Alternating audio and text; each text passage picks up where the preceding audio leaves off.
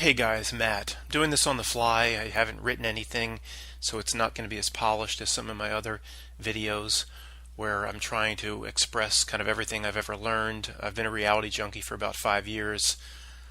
I'm not sure, I'm kind of spinning my wheels at this point. I'm not sure I'm going to get any more information. So it's time to pick a side or chart a course and then live life by that course. I can't tell you what you should do. I'll tell you what I'm going to do, what I think, where I arrived, or how I arrived where I am, and we'll go from there. So I don't think this is a prison planet as much as a test. Whether we agreed to come here and incarnate, we designed the test for ourselves, or it's a test from God or source, it doesn't matter because our predicament is the same. It is a test. I'm pretty sure of that. We can kind of feel, deep in our bones or in our DNA that this life has real meaning. There's a reason and there's ramifications and there's a price to pay if we screw it up. I mean, billions and billions of people feel that way. It's the basis of religion. I am not religious in the any classic sense and don't associate with any religion. This is a test. So obviously we have to pass the test. What do we get if we pass the test? Well, who knows? Who knows? But this is a test. We are more than a smelly meat suit body. We all sense there's so much more to who we are, called immortal spirit, immortal soul. People want to bicker even about what words to use. It doesn't matter. So, if this is a learning experience and a test, how do we pass it? So elementary school would be to see it and to see basically what I would call our predicament. To understand that whoever claims to be in control of this world or this realm is there simply to trip us up. Almost every facet, if you throw a dart into a dartboard and the first slice of the pie is politics and the second slice of the pie is education, everything is a fraud. Everything, pretty much, is a fraud. Almost everything is faux or fake in some way. So elementary school in this test of life is to notice it. To be able, let's just go through first grade to see that 19 guys with box cutters didn't bring down 7 buildings with 2 planes. I'm never going back there. I did that for years, and I guess, I don't know, maybe there's about 5 to 10% of us can see it. About 90% of us can't see it. Not sure what to do for those 90%, but I'm kind of done looking for answers for those 90%. So it's just to see it. But once you see it, they're not screwing you over here, but not screwing you over there. Once they're screwing you in a major way, it's not hard to extrapolate and see, even whether you do the research or not, that they're screwing you everywhere. Everything's a lie. Everything's fake, faux. Even they can't even report on a hurricane without faking it. So kindergarten through 6th grade, say, is just to see that there's some sort of system in place here related to the media and movies and Hollywood producers and politicians and what I call the George Bush creatures. There's some sort of system here. And it doesn't matter what they are, whether they're exactly human or they're something else, because the purpose of that system is to trip us up, to offer us fruit that it wants us to bite, to get us looking outside of ourselves, to get us worried about everything around us, the whirlwind around us. Kim Kardashian over here, bills that are past due over here. It wants us always focusing outside of ourselves, / it wants to trip us up. At the same time, it gets something in return for fulfilling its role. Whatever this system is, its role is to screw us and to keep us off of our path, the path of a true human being. It likely, gets something in return, the way a seal would get a fish at SeaWorld for doing the right trick. It, for those that lay down to the system, probably in a way doesn't just take our tax dollar. It's much more than tax dollars and labor. It's a spiritual battle. In some sense, it feeds off of our negative energy or frequency, or it feeds off a general level of fear and anxiety and stress that it produces in a population. It gets something from that far beyond getting off on that. Maybe it's its sustenance. I don't know. But again, chasing it is a breadcrumb.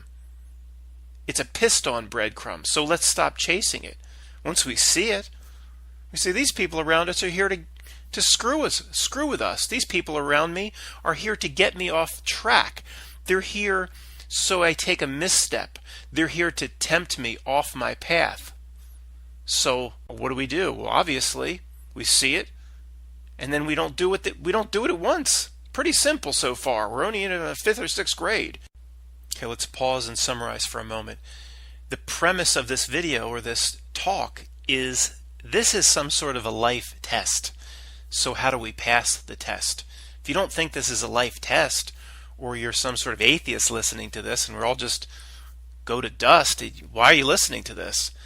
The entire premise is this is a life test, and I'm just offering my best opinion on how to pass it. So hopefully a few more people have dropped away, and who's left, we're kind of on the same page. So again, just to regroup, the first part of 1st, 2nd, and 3rd grade is just to notice it. To look up and see on the news, say these shootings are fake. These shootings are fake. Or why are they're putting in a 5G network and spending billions of dollars? It's a system that nobody asked for. Nobody asked for 5G. Nobody took to the streets with signs saying my movie needs to download 5 seconds faster. Obviously, there's something else going on. The moves the system makes is mostly nefarious. So once we can see it, and not to beat a dead horse from the last section, but if you can see it in one major area, you don't have to research all the other areas. It's screwing you. If it's screwing you over here, it's screwing you everywhere. If it lied about the moon landing, well, then it lied about everything. It's not going to lie about something that major and then tell you the truth about everything else. So you don't even have to do the research past 1 or 2 major fields like I have and many people listening to this have. So 7th grade, for example, would be to notice what the system wants you to do and either don't do it or turn and run in the opposite direction. And this could be like a 24-hour segment. Just put out 4 or 5. One would be you graduate from college and then you get your master's, you have a good job lined up, and the system wants you to immediately go $350,000 in debt. Buy the new McMansion, buy the new car. So you know what you do? That's the fruit it's dangling in front of you. So you don't do it. A young woman who wants to have children, when she's only 24, so the system says, or society says, that you have to wait. All your friends around you are moving up in their pharmaceutical companies, and you have to do the same thing. Well, that dangling to keep up with the Joneses is what the system wants. So don't do it. Quit the job if your husband or other has a good job, and have the kids. I think we just do this all day long. You're in your late 40s, you've paid for your car, you've paid for your house, you get that bonus at work, and you always wanted that Corvette, always wanted it. And here's a $25,000 bonus. Oh, it would make buying that Corvette so easy, and you'd only owe like another $30,000. But you know what? Sorry. Once you've determined that this life is a test, and the basic part of passing the test is to walk the path of a true human being, to feed your own soul and spirit, and to help others, not to chase the fruit of the system. I'm sorry. You can't buy the Corvette. You can't do it. You can't have it both ways. Are you going to be neck deep swimming in the deep end of this matrix or not? Doesn't mean you have to go live in a box or sell everything. A lot of people that take this route, they sell everything. They're like that kid in the movie called Into the Wild. He, even when his car breaks down or he gets stuck in the mud, he burns his wad of cash. And you're like yelling at the kid during the movie, saying, don't do that. And most people do regret it, people that give up everything, because they say, I can't help myself if I'm just worrying about surviving. I can't help others. But there is a balance. You don't have to reject every pleasure that this realm throws at us, because it's full of wonderful and very natural pleasures that I think we all can embrace. But, at some point, you don't have to give back every bit of fruit that you've bitten off when you were a child of the Matrix. To sell the house and live in a box, in my opinion. But once you see the true path, sorry, you can't buy the Corvette. Put the bonus in the bank, take 5,000 of it, and help somebody in need. Not passing it through a giant charity that's going to take 80% for expenses and pay their CEO $1.5 million.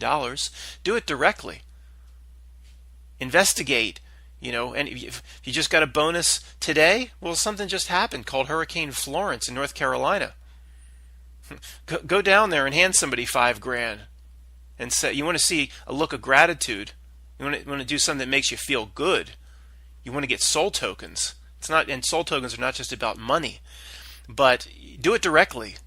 Don't do it through a non-profit of the system. It's just going to piss it all away and do the absolute minimum so they maintain their tax status, or so they don't arouse suspicion.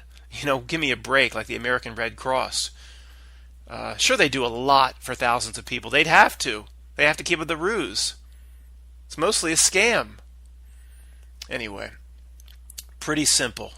What are we at, 7th or 8th grade here? You just simply notice what it wants and don't do it. Pretty simple. So moving into 9th grade, we'll call fighting the system. But warning, it has to be done the right way, or you're playing right into what it wants. The last section was kind of fighting the system. It's a, drug dealer pusher man.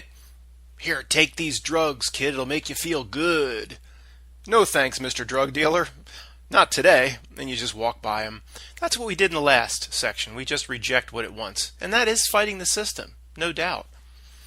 But how do you take that to the next level in terms of truly fighting the system, which really means starving the system?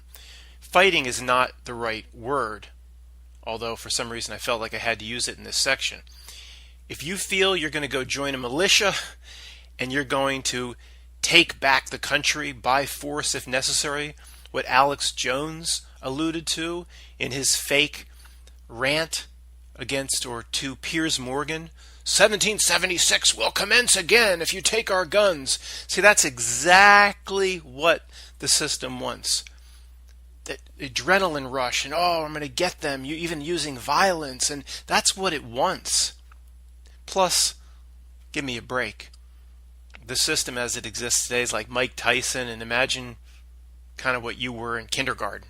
I mean, it's 1,000 times beyond that ridiculous comparison. So you can't fight it anyway.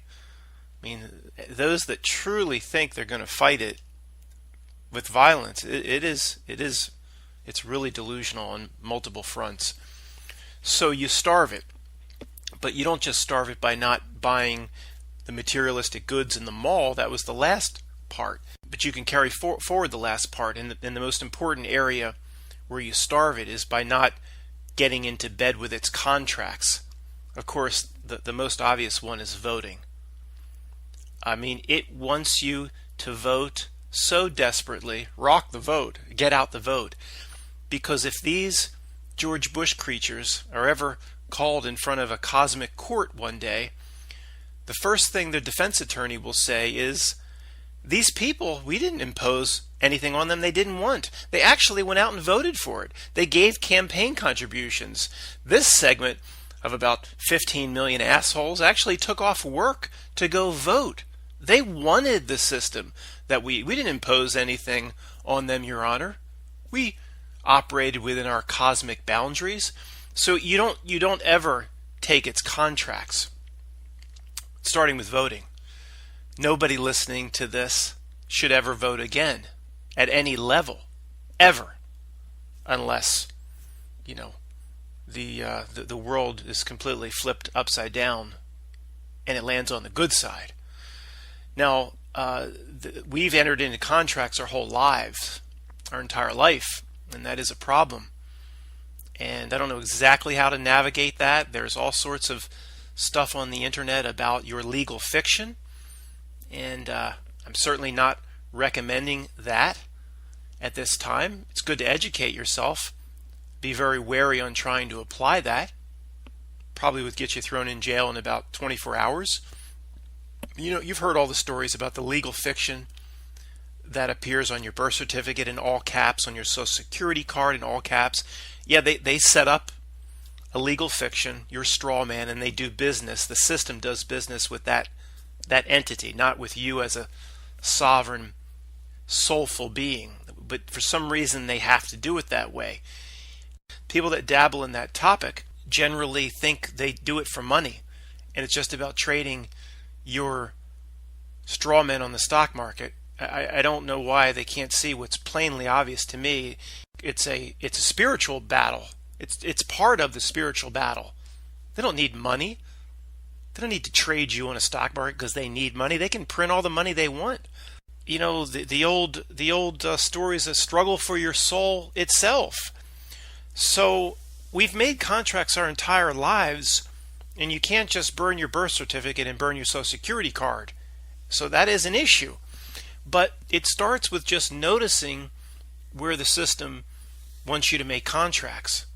And are you going to continue to make contracts, or are you going to try to nullify as many as you can, even verbally? Even if you have to stand up or go up on your roof and stand up and say, you know, I learned that when contracts are made under duress or when they're made under fraudulent basis, you know, say it out loud to your trees. Say it to the universe that contracts aren't binding. And yeah, I'm kind of stuck because I have a house here and I have kids to take care of and I have to operate using my legal fiction, but I didn't know about any of this. And I declare it fraudulent because I wasn't told a damn thing. Hey, why not? That might be good evidence in the cosmic court someday. So it is touchy, but you can notice when the system wants you to enter into contracts, and the most obvious one is voting. Now, the second part of fighting it is not only do you just starve its malls, but it wants you in a constant state of fear, anxiety, called flight or fight anxiety, anger, once you pissed off at it. That's why it throws out those mistakes around the fake events, because it wants the people noticing angry. It wants you to get angry. These mistakes around the fake events aren't mistakes at all. They're put there on purpose. Now, they're not dumb enough to think an inflated aircraft tire can survive a crash into a building and then a huge jet fuel driven fireball and then a 90 floor drop onto the cement. No, they don't think, you know, tires can do that. They didn't make a mistake. These things are put there on purpose so people notice and get angry. And then you get angry and some Harry Potter Demented type creature sucks the negative energy that you throw out into the world or into the ether.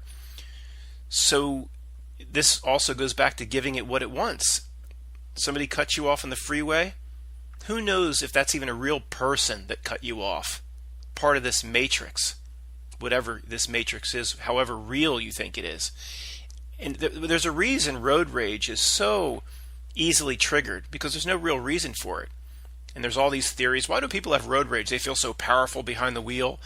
I don't know. I think that's just, it's kind of what we've been bred to do by this matrix. And when we scream at the person that cuts us off with anger, there's some part of the system, there's some, maybe it's not the George Bush creature himself, maybe it's the dog of the George Bush creature, that little creature that kept, you know, staring at the tail of Jabba the Hutt. Something like that feeds off of it whenever you scream at somebody and do road rage. You just rise above it, and your soul and spirit comes with, And if enough people did it and took the right path, fighting the system, fighting the power would be as simple as enough people simply starving it to death. All right, let's try to move into 11th grade. We need to pass 12th. We got to graduate. At least got to get our life GED. We've got to satisfy the requirements of this life test. But where are we? Okay, this person's come a long way, but still, they're just barely moving into 11th grade. There's still more to be done. But, okay, they see the fraud of this world. Maybe the route this person took is a route many people do, the 9/11 route. Boy, that opens your eyes up to just about everything, doesn't it? So they see the fraud of this world, and they pretty much see everything's a fraud. Everything's a screw job. These creatures are just out to trip me up.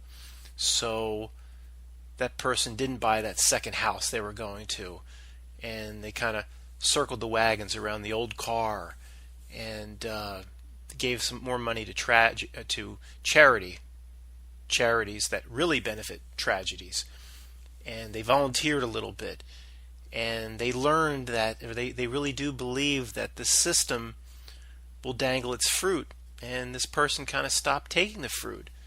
And the person still does some road rage and gets angry from time to time, but they catch themselves and they go, I'm feeding the system. And they're not afraid anymore.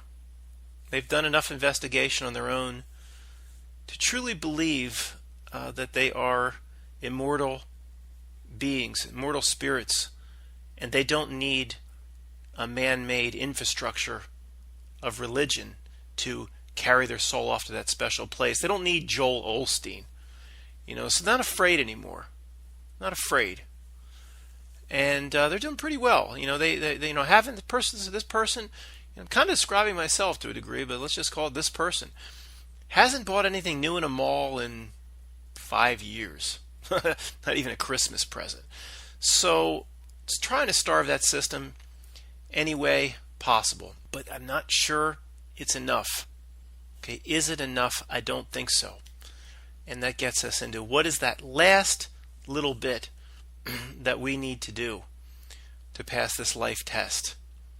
I just don't sense that's enough, even though this person at this stage has done an awful lot, more than 99% of the other script zombies that we interact with. It still might not be enough, and that's what we need to explore now. Up until this point, it's true, I have kind of prescribed a route, a clearly defined route with clearly defined steps that anybody can take to get to a certain point, to get past elementary school and move into high school. But to really graduate, I think this is where the paths diverge in millions and millions and millions of different ways for all of us. And what's good for me is not going to be good for you, and this is where you have to find your inner voice, your inner guidance. But for me, the best way to think about it is, okay, we've done all the basics. We've done all the basics in terms of starving out the system. But what should I do going forward? And I think the basic place to start is to think of this life, or to think of the entire universe like a filter. I've never presented the filter analogy, but I'll present it now, and I really like it. It's we've all been brainwashed to think that whatever created all of this, again, I don't like the word God, but it's easy, everybody understands it, so we'll just use it. But whatever created all of this, I don't think it's God made man in his image. It's somebody walking around with arms and legs. I mean, that's ridiculous. It's something that I believe we are a part of. Obviously we're a part of, but we don't, at least in this incarnation, on this 3D realm, we are part of it, but we don't understand it. But let's just call it God. We all have been brainwashed that God must be perfect. Well, why? Why do we assume that? Yeah, if there's a creator of the universe, that's pretty amazing. But it's arrogant to say we know God's perfect. Maybe God's not perfect. Maybe God sprinkled little aspects of himself in not just in this snow globe or into this petri dish, but in trillions of other places somewhere else. And then maybe there's a big reverse osmosis filter, so only the purity can get back through, and the 10% or the pieces that come back that can pass through the filter, that can pass the life test, get back to creation. Maybe it's that simple. To me, this reality does seem like a filter, a weed out process, like a bell curve in high school. We're still in high school here. And obviously, potentially upon our death, whether they try to recycle us back again, or there's tricks to recycle us back again, that's all possible. But that's not the purpose of this video. The purpose of this video assumes if you pass the life test, they're probably not going to be able to trick you into a recycling trap, or enter this moon door here, and there's a big pizza waiting for you in there, and it's just fresh out of the oven. Then you go through the moon door, and Saturn smacks you right back to Earth. I'm thinking if you pass the life test, they probably can't touch you. That's what my inner knowing tells me. Whether we've been recycled back here or not, it's irrelevant to where we are now. Sure, it's not a bad idea to spend a lot of time trying to at least be aware of what tricks could happen. what tricks we hear about in near-death experiences and things like that. But that is the point. Is if you pass go and collect $200, they hopefully or probably can't touch you. So it's just, have you done enough to get through the filter? Have you done enough to be pure? I really think it could come down to that. And it gets back to it's arrogant to say, well, God must be perfect. Well, anybody that says they know anything about God, it's the most arrogant thing in the world. Preachers will tell you what God wants from you. Are you kidding me? You know how disgustingly arrogant that is? That to speak for God or say what God would want? Give me a break. I don't know that God isn't perfect. I'm just saying we don't know. And one possibility is we are a trillion little parts of creation that is here to actually refine creation, refine ourselves. And maybe we can pass through the filter if we've done enough. And Anderson Cooper and people that hang out with George Bush, it's probably like taking a reverse osmosis filter under your kitchen sink and pouring a bunch of sludge in it. It's not going to go very far. But have we done enough? So at this point, if we've done all the basics, I'm not sure that's pure enough. Like reverse osmosis, the water is 99 point whatever % pure, and then it can pass through the filter, and you drink pure water, distilled water. So, but we have a million different choices at this point, and it's I don't think it's something we have to chart every year out. It's every choice we make in life. It could be that simple.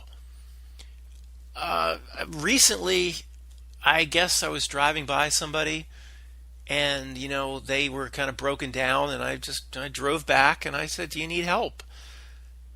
And I use this example a lot, but it's a good example. I saw an older woman in the grocery store. Was it a man or a woman? It was a woman.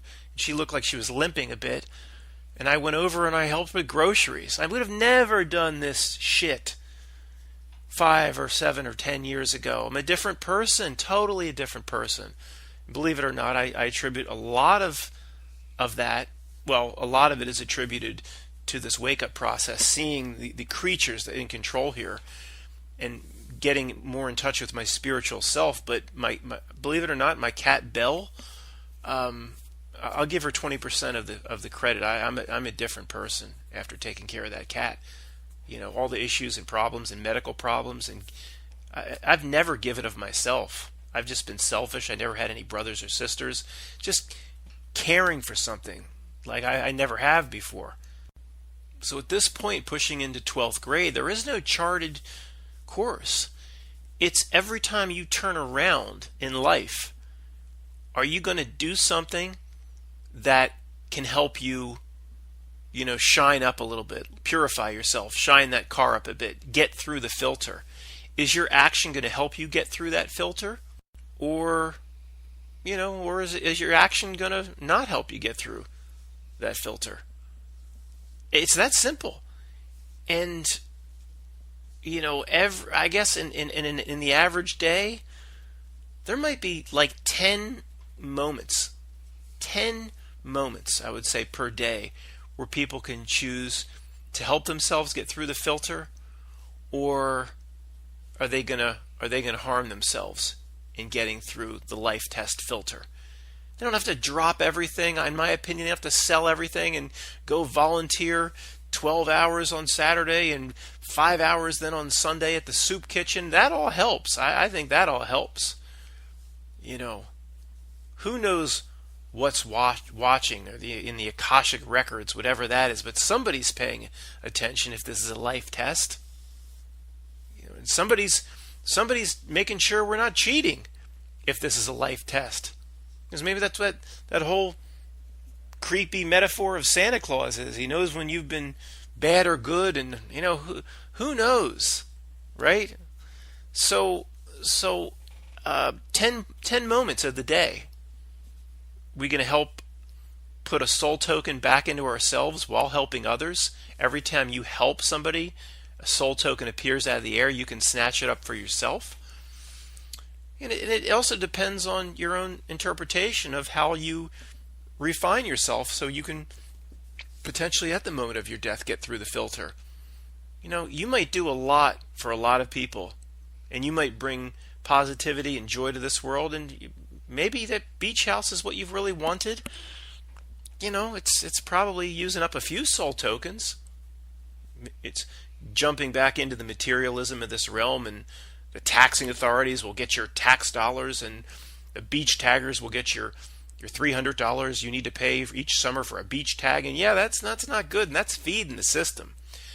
But maybe you're doing so many other things. You feel pure. And who knows? In the end of the day, maybe we're our own judge, because you can't lie to yourself, can you? And whoever's watching will know. Maybe that's the key to everything. We always think it's for others, for this secret invisible camera that's watching our lives. Maybe it's ourselves. Maybe when we die, they say, "Did you do enough?" And don't lie. We know everything you're thinking. And you can't lie to yourself. You can't fool yourself. Say, "I did enough. I did enough." You'll know. I think it just kind of hit me. We'll know ourselves whether we did enough. We're here to we're here to judge ourselves, and then whatever truly decides our fate says, "You never knew it. You were the judge." And you can't lie.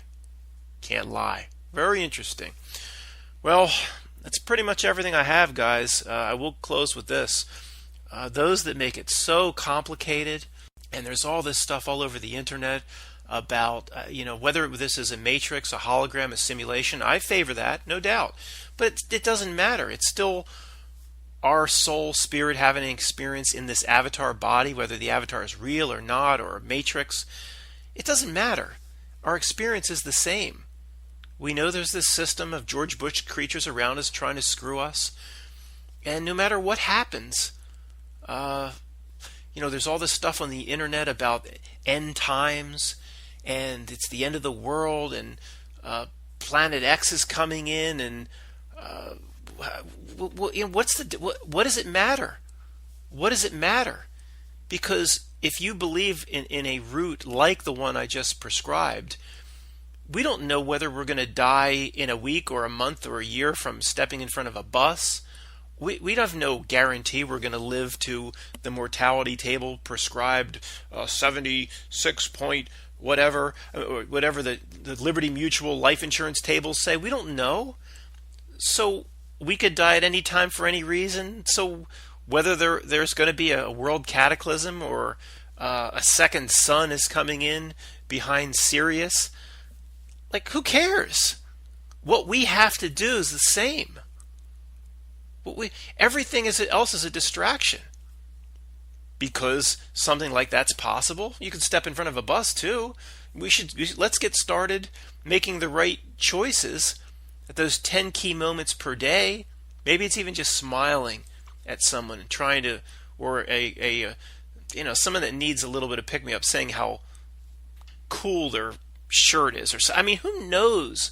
It's just about satisfying your own requirements on what it takes to walk the path of a true human being. So let's get started today. And then, we always hear about looking ourselves in the mirror. Maybe someday, maybe some of us have a lot more work to do because we're real assholes in our teens and 20s and 30s and beat people up and did drugs and sold drugs. Or some people might have a lot more work to do than others to get pure. Is the water a little cloudy or is it just sludge? The sludge, you've got to filter that fucker 1,000 times. Where the water that's a little cloudy, maybe it needs just a little daily filtering to be able to pass through the membrane or the filter. So, we got to start now. We got to start now. And I know it's not much, and I have a lot of work to do. But I walked into the cat shelter about a month ago. And I said, what's the worst cat you have, the hardest one to adopt? And they said, we have one here that's not even on the website. And she's just constantly terrified of everything. She hides in her hole, never comes out, terrified of people, acts strange. We think she's deaf. She's missing 2 key teeth or the fang. I said, I'll take her. She looked a lot like Belle. That kind of helped. But I said, I'll take her. And, it's been tough. She's been downstairs. She won't come upstairs. She hid in a hole for weeks. But she's starting to come out. And she's starting to warm up to me. She lets me pet her now. And she won't just run away like she used to. And she's acting like a real cat again. Like she was just dead to the world. Just dead to the world. Just like was in catatonic. Almost like her life was over. And now a squirrel goes by outside and she'll look up and notice and act like a cat. And she's not as deaf as they said. I see her, her ears kind of perk up at certain times. I think she was just dead to the world. And her, whatever you could call her soul or spirit, is coming back to life. And, hey, is that going to get me into heaven? What I did at the cat shelter? No, but for me, it's a good start.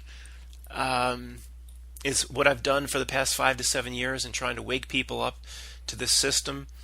Is that going to get me through the filter by itself? No, not at all. For many years, I'm sure I did more harm than good, creating videos that made people fearful. Instead of giving a positive message, I played right into their hands for years, no doubt about it. But I learned from it. And think I refined myself in this process. Gave myself a few soul tokens so I can pass through the filter at some point. This life's a test. Some people that say everything here is backwards. Everything is backwards. So it's likely, when we were born, wasn't that wonderful? We likely died, as Levette would say, coming into this realm. And if we pass the life test, when we die, it'll be a birth. It will be our birth. Everything is backwards in this dualistic, mad, screwed up realm or plane or snow globe or petri dish. So why wouldn't death and birth be backwards as well? Just do enough so on your deathbed you're confident. You're confident you've done enough, and you're confident those creepy bastards can't touch you. Thanks for listening.